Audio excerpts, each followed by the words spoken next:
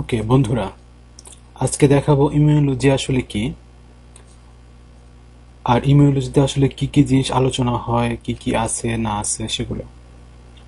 প্রথমে দেখি ইমিউনোলজি জিনিসটা কি।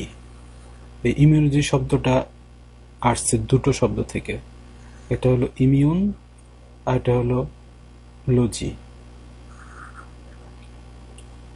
তো ইমিউন মানে হচ্ছে মুক্ত, আর লজি মানে জ্ঞান।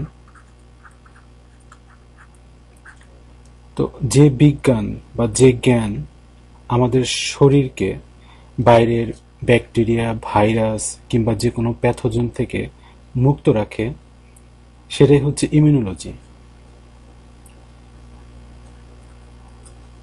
তো এই পার্ট ওয়ানে আমরা মোটামুটি ইমিউনোলজির একটা ওভারভিউ দেখব, যে ইমিউনোলজিতে কি কি আছে। তো প্রথমেই দেখি আমরা যে আমাদের শরীরের ভিতরে কোন কোন অর্গানগুলো আসলে এই ইমিউন সিস্টেমের সাথে জড়িত। তো প্রথমেই থাইমাস। এই থাইমাসটা পাওয়া যায় হলো শরীরের এই জায়গাটায়। তারপরে হলো বোন ম্যারো। বোন ম্যারোগুলো থাকে বোনের ভিতরে এবং তার অবস্থান হচ্ছে এইখানে। তো এটা হচ্ছে পায়ের যে বোন, তার ভিতরের যে ম্যারো বা মজ্জা, সেই মজ্জার কথা বলা হচ্ছে। এবং এই বোনগুলোর ঠিক উপর দিকে যে জায়গাগুলো আছে, সেই জায়গাগুলো থেকেই ইমিউন সিস্টেমের যে সেলগুলো হয় সেগুলো তৈরি হয়। তারপর 3 নম্বরে আমরা বলতে পারি লিম্ফ নোড। এই লিম্ফ নোডগুলো দেহের সব জায়গায় ছড়িয়ে আছে। যেমন আছে হলো এই জায়গাটায়, তারপর এই জায়গায়, তারপর এই জায়গাটায়, তারপর এই জায়গাগুলোতে বেশি পরিমাণে আছে। আর পুরো শরীরেই মোটামুটি ছড়িয়ে আছে এই লিম্ফ নোডগুলো। তারপরে 4 নম্বরে যদি বলি, সেটা হলো অ্যাপেন্ডিক্স। এই অ্যাপেন্ডিক্সটা পাওয়া যায় ঠিক এই জায়গাটায়। 5 নম্বরে যদি বলি, সেটা হলো পিয়ার স্পেসেস। পিয়ার স্পেসেস গুলো পাওয়া যায় জিআই ট্র্যাক। জিআই হচ্ছে গ্যাস্ট্রো ইন্টেস্টাইনাল ট্র্যাক, মানে হচ্ছে আমাদের যে ইন্টেস্টাইনটা আছে, অর্থাৎ এই জায়গাটা হলো পাকস্থলী। তারপরে এই জায়গাটা হচ্ছে ইন্টেস্টাইন, এখানে পাওয়া যায় হলো এই পিয়ার স্পেসেস গুলো, এই পুরো জায়গাটায়।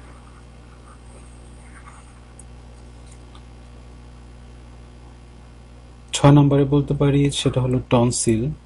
টনসিলটা পাওয়া যায় মুখের ভিতরে। টনসিলটা আমরা বাইরে থেকে দেখতে পারি, মুখ হা করলে বাইরে থেকে টনসিলটা দেখা যায়।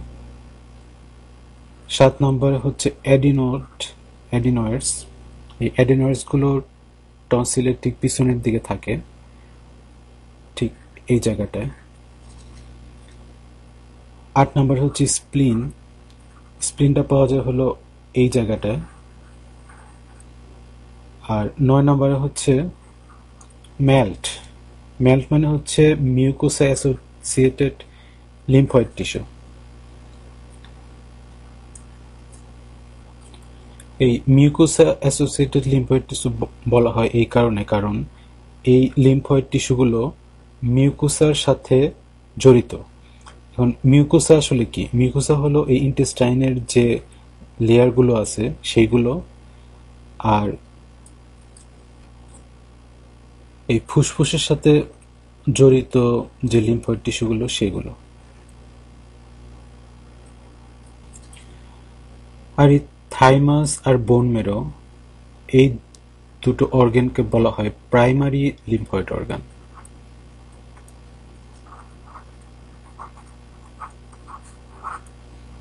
আর বাকিগুলোকে বলা হয় সেকেন্ডারি।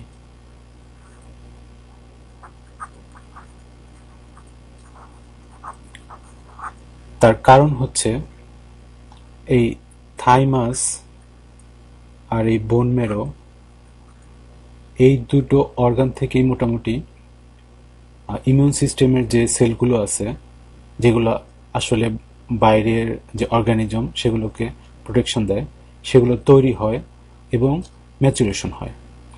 যেমন বোন ম্যারোতে বি সেল তৈরি হয় আর টি সেল তৈরি হয়, কিন্তু এই টি সেলের ম্যাচুরেশন হয় হলো এই থাইমাসে। তারপরে আমরা দেখি যে কি কি ধরনের সেল এবং কি কি ধরনের সলিউবল ফ্যাক্টরস এই ইমিউন সিস্টেমের ভিতরে কাজ করে। তো প্রথমে আসি প্লুরিপটেন্ট স্টেম সেল থেকে, কারণ এই প্লুরিপটেন্ট স্টেম সেলগুলোই আসলে সব ধরনের বডির যে সেল সেগুলো তৈরি করে। প্লুরিপটেন্ট মানে হচ্ছে সব ধরনের সেল তৈরি করার যে ক্ষমতা, সেই ক্ষমতাকে বলা হয় হলো এই প্লুরিপটেন্ট। তো প্লুরিপটেন্ট স্টেম সেল থেকে তৈরি হয় হলো এই মাইলয়েড স্টেম সেল, আর এই মাইলয়েড স্টেম সেল থেকে তৈরি হয় এই গ্র্যানুলোসাইট। আর এই গ্র্যানুলোসাইট হলো 3 ধরনের, একটা হলো নিউট্রোফিল, একটা হলো ইওসিনোফিল, একটা হলো বেসোফিল। আর এই মাইলয়েড স্টেম সেল থেকে আরো তৈরি হয় হলো মোনোসাইট, আর মোনোসাইট থেকে তৈরি হয় হলো এই ম্যাক্রোফেজ। তো ম্যাক্রোফেজগুলো দেহের কোথায় আছে তার উপর ডিপেন্ড করে সেগুলোকে আবার ল্যাঙ্গারহ্যান্স সেলস যদি স্কিনের নিচে থাকে, কাপফার সেল যদি লিভারে থাকে, তারপরে অস্টিওক্লাস্ট সেল যদি বনে থাকে, আর মাইক্রোগ্লিয়া যদি সেন্ট্রাল নার্ভাস সিস্টেমে থাকে। তো এভাবে ভাগ করা হয়। তারপরে এই প্লুরিপটেন্ট স্টেম সেল থেকে তৈরি হয় লিম্ফয়েড স্টেম সেল। এই লিম্ফয়েড স্টেম সেল থেকে তৈরি হয় বি লিম্ফোসাইট আর হলো টি লিম্ফোসাইট। তো বি লিম্ফোসাইটগুলো বোন ম্যারোতে তৈরি হয় এবং বোন ম্যারোতেই ম্যাচুরেশন হয়, কিন্তু এই টি লিম্ফোসাইটগুলো বোন ম্যারোতে তৈরি হয় কিন্তু এই থাইমাসে ম্যাচুরেশন হয়। আর লিম্ফয়েড স্টেম সেল থেকে আরও তৈরি হয় ন্যাচারাল কিলার লিম্ফোসাইট অথবা এনকে সেলস। আর এই বি লিম্ফোসাইট থেকে তৈরি হয় প্লাজমা সেল। তো এই হচ্ছে মোটামুটি ইমিউন সিস্টেমের যেগুলো সেল, যেগুলো খুবই ইম্পর্টেন্ট সেল সেগুলো। আরও কিছু সেল আছে কিন্তু এগুলো মোটামুটি সবচেয়ে বেশি ইম্পর্টেন্ট।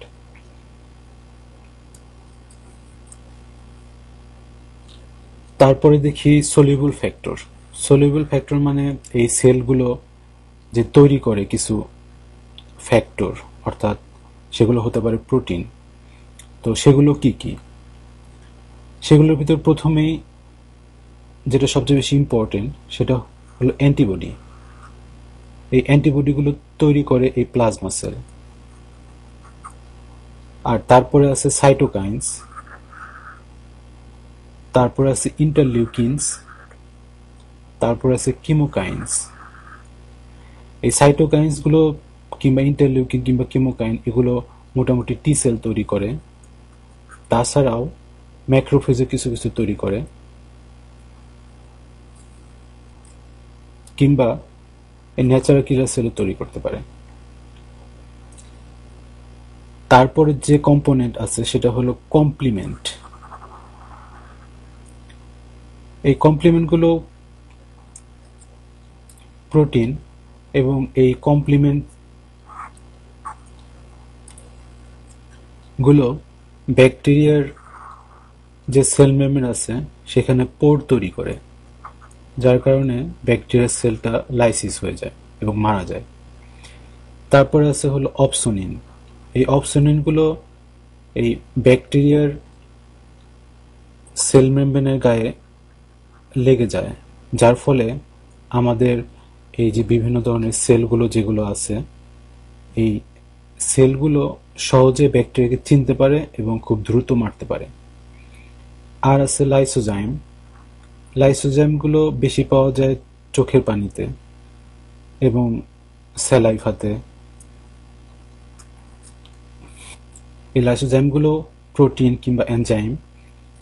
এই লাইসোজাইমগুলো ব্যাকটেরিয়ার যে সেল ওয়াল আছে, সেল ওয়ালকে ভেঙে দেয়। সেল ওয়াল ভেঙে গেলে ব্যাকটেরিয়া বাঁচতে পারে না, ব্যাকটেরিয়াগুলো মারা যায়। তো তারপরে দেখি যে কিভাবে এই ইমিউন সিস্টেমটা আসলে কাজ করে।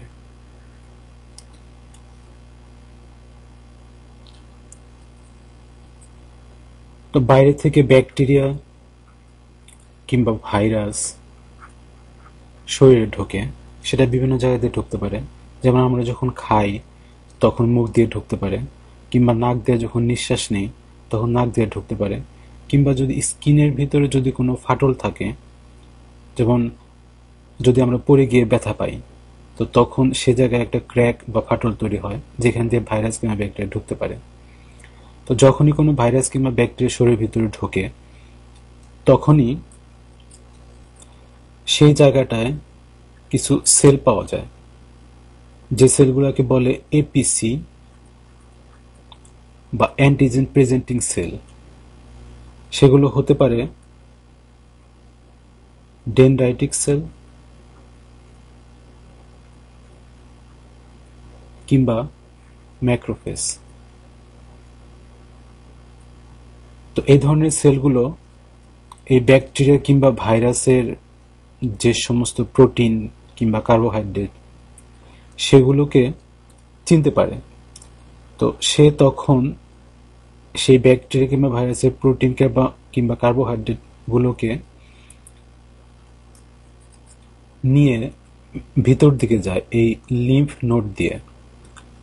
তো লিম্ফ নোডগুলো হচ্ছে প্রত্যেকটা এক একটা প্রহরীর মতো জিনিস, যেখানে বি সেল এবং টি সেলগুলো অপেক্ষা করে যে কখন ব্যাকটেরিয়াল কম্পোনেন্ট কিংবা ব্যাকটেরিয়াল প্রোটিন কিংবা যে কোনো প্যাথোজেন পাওয়া যায়। আর যখনই সে দেখতে পারে যে ব্যাকটেরিয়াল প্রোটিন কিংবা কার্বোহাইড্রেট কিংবা পুরো একটা ব্যাকটেরিয়ার ভিতর ঢুকে পড়েছে, তখন সে সেই ব্যাকটেরিয়াল কম্পোনেন্ট কিংবা প্রোটিনকে ধরে ফেলে এবং বুঝতে পারে। তখন এই লিম্ফ নোডের বি সেলগুলো তৈরি করে অ্যান্টিবডি, আর এই টি সেলগুলো তৈরি করে সাইটোকাইনস। আর তখন এই অ্যান্টিবডি আর সাইটোকাইনগুলো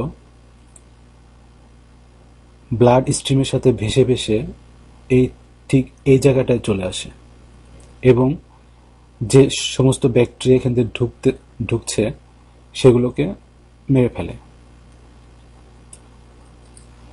তো শরীরের যেখানেই এই ব্যাকটেরিয়া কিংবা ভাইরাস ঢুকুক না কেন, সব জায়গায় এই লিম্ফ্যাটিক ভেসেলগুলো আছে, যার কারণে সব জায়গা থেকেই এই অ্যান্টিজেন প্রেজেন্টিং সেলগুলো ব্যাকটেরিয়াল কম্পোনেন্টগুলো নিয়ে লিম্ফ নোডে আসতে পারে। আর এই পুরো দেহের যে লিম্ফ্যাটিক সিস্টেমটা আছে, যেটা সবুজ কালারে দেখানো হচ্ছে, সেটা এই দেহের বাম পাশের পুরো জায়গা থেকে নিয়ে এই লেফট সাবক্লেভিয়ান ভেইনে দিয়ে দেয়, আর ডান পাশের এই পুরো অংশ থেকে নিয়ে রাইট সাবক্লেভিয়ান ভেইনে দিয়ে দেয়, এবং তারপরে এই সাবক্লেভিয়ান ভেইনগুলো নিয়ে হার্টের দিকে চলে যায় এবং ব্লাড যেভাবে সার্কুলেশন হয় সেভাবে এই লিম্ফগুলো সার্কুলেশন হয়। লিম্ফগুলো হলো এই লিম্ফ নোডে থাকা যে সমস্ত তরল পদার্থ সেগুলো। তো যে বর্ণনাটা আমি দিলাম এটা খুবই সংক্ষিপ্ত বর্ণনা, আসলে ভিতরের দিকে আরো অনেক বেশি কমপ্লেক্স।